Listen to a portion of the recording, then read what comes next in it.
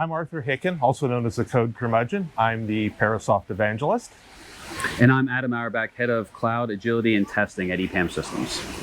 And we were just talking today, and I asked Adam this question about why is it that some people still think that, test automation is something that isn't worth it?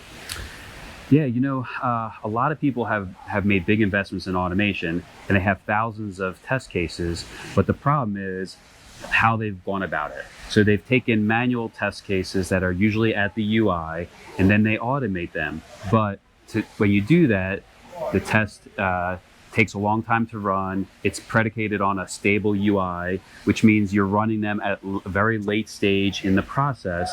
And then most of those tests don't fail, or if they do fail, a lot of them fail, which take a lot of trying to figure out why did they fail.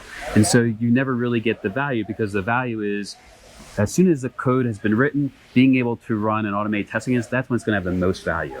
And the way that they're going about it is unfortunately not optimal. And so you're not going, if the tests don't find anything, they take a lot of upkeep, they require stability.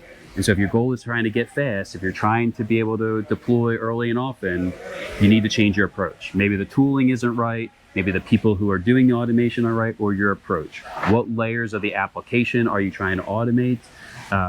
And finally, maybe the application itself isn't architected the right way. Yeah. And that's exactly the answer I also give.